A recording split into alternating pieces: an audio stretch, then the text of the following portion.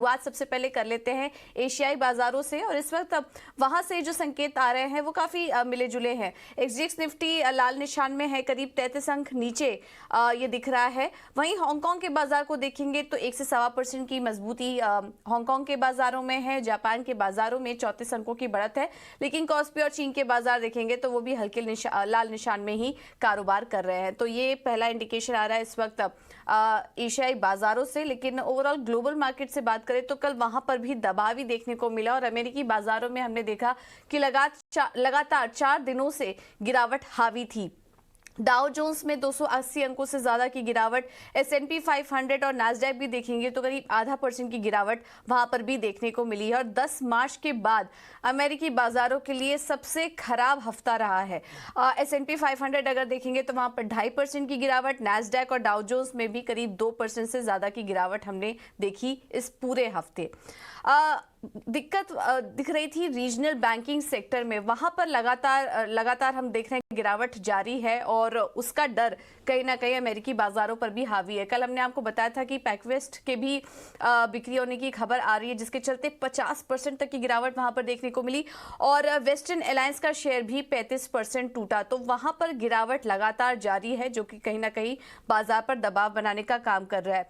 इस बीच कुछ और भी आंकड़े आए, कल जॉबलेस क्लेम के आंकड़े आए इस हफ्ते के और 2.42 लाख पर ये आंकड़ा आया, अनुमान 2.36 लाख का था। तो ये जो आंकड़े हैं यहाँ पर बढ़त देखने को मिली, यानी कि इसका एनालिसिस ऐसे किया जा सकता है कि फेड जो इतने समय से फैसले ले रहा है उसका अब धीरे धीरे असर दिखना शुरू हो रहा है कहीं ना कहीं। इसके अलावा बाजार बंद होने के बाद भी कुछ नतीजे आए और उसके चलते आज IT स्टॉक्स फोकस में रह सकते हैं। एप्पल की आय और मुनाफा अनुमान से बेहतर देखने को मिला। उसके बाद हमने देखा कि नतीजे आने के पहले 2% तक की तेजी एप्पल में भी थी। वहीं दूसरी तरफ क्वालकॉम के भी नतीजे आए, कमजोर गाइडेंस थी, स्टॉक में 7% की गिरावट देखने को मिली। आज भी कुछ आंकड़े आने वाले हैं, जॉब डेटा ही, पेरोल के आंकड़े आएंगे और अनएम्प्लॉयमेंट के भी आंकड़े आएंगे और उस पर भी हमारी नजर बनी रहेगी। तो ओवरऑल बात करें तो फिलहाल कमजोरी का ही माहौल है अमेरिकी बाजारों के लिए। यूरोप के बाजार भी देखेंगे तो वहां पर भी ECB की बैठक हुई थी और अब फेड के बाद ECB की तरफ से भी 25 बेसिस पॉइंट का हाइक ले लिया गया है। और अब ये जो लगातार हाइक दिख रहे हैं फेड के, ECB के, इसका असर कल हमने बॉन्ड मार्केट और कमोडिटी मार्केट में भी देखा। फेड बैठक के बाद हमने देखा बॉन्ड यील्ड्स में हल्की रिकवरी आई, लेकिन बैंकिंग सेक्टर में जो दिक्कतें बढ़ रही हैं उसका अब हम असर सोने पर देख रहे हैं और सोना अपने उच्चतम स्तर पर कारोबार कर रहा है। डॉलर इंडेक्स सपाट है, लेकिन कच्चे तेल में जो एक गिरावट थी अब वहां पर कहीं ना कहीं जो गिरावट थी वो थमी है, लेकिन अभी भी कमजोरी का ही माहौल है यहाँ पर कच्चे तेल के लिए। फेड रेट और ECB हाइक के बाद अब कमजोर डिमांड की चिंता बढ़ती हुई नजर आ रही है और उस मांग की चिंता से, कमजोर मांग की चिंता से कच्चे तेल हम देख रहे हैं अभी भी 70-72 के पास इसी रेंज में कारोबार कर रहा है। यहाँ पर देख रहे हैं कि गिरावट और प्रेशर और बढ़ सकता है। तो आगे देखना होगा क्रूड की चाल कैसी रहती है। तो ओवरऑल जो संकेत आज भी मिल रहे हैं ग्लोबल मार्केट से वो कुछ कमजोरी के ही हैं।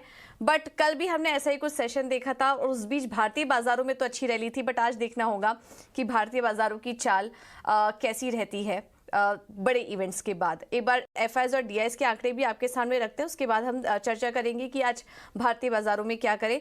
FIs ने कैश मार्केट में 1414 करोड़ की खरीदारी का आंकड़ा है यहाँ पर। DIs ने कैश मार्केट में 441 करोड़ की खरीदारी की है। इंडेक्स फ्यूचर में भी आंकड़ा खरीदारी का ही है। इंडेक्स ऑप्शन फ्लैटिश ही है, यहाँ पर 8 करोड़ का नेट बिकवाली का आंकड़ा नजर आ रहा है। तो ओवरऑल अगर FIs और DIs के आंकड़े भी देखेंगे तो पॉजिटिव ही क्यूज वहां से भी मिल रहे हैं।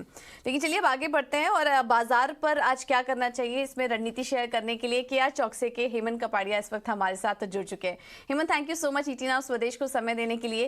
क्या करें आज भारतीय बाजारों में, निफ्टी और बैंक निफ्टी में तो शानदार तेजी कल के दिन देखने को मिली है। आज भी क्या वो तेजी जारी रह सकती है या फिर थोड़ा करेक्शन आ सकता है बाजार पर? Very good morning to, thank you for having me on the show. I think अगर आप सेटअप देखें तो अभी भी पॉजिटिव ही है। हायर टॉप्स हायर बॉटम का जो सिलसिला है अभी भी जारी है। अगर आप विक्स देखेंगे तो विक्स भी सबड्यूड है। तो मतलब ये जैसा आपने बताया, कल भी FI फॉरेन मार्केट्स के क्लोजिंग ठीक नहीं थे, लेकिन इंडियन मार्केट्स ने इग्नोर किया। और मोर इम्पोर्टेंटली 18,200 एक ट्रेडिशनली एक इम्पोर्टेंट रेजिस्टेंस लेवल रहा है और कल उसके ऊपर क्लोजिंग है। तो थोड़ी हल्की सी वीक ओपनिंग हो सकती है, लेकिन अगर ये 18,200 के ऊपर अगर हम लोग सस्टेन करते हैं तो चिंता का कोई कारण नहीं है, क्योंकि काफी स्ट्रॉन्ग ग्रिप है इंडियन मार्केट्स में। जैसे आपने बताया एफआई की बाइंग कंटिन्यूअस है, तो चिंता का बहुत कारण नहीं लग रहा है, खास करके अगर 18,200 सस्टेन करता है मार्केट्स में क्लोजिंग तक।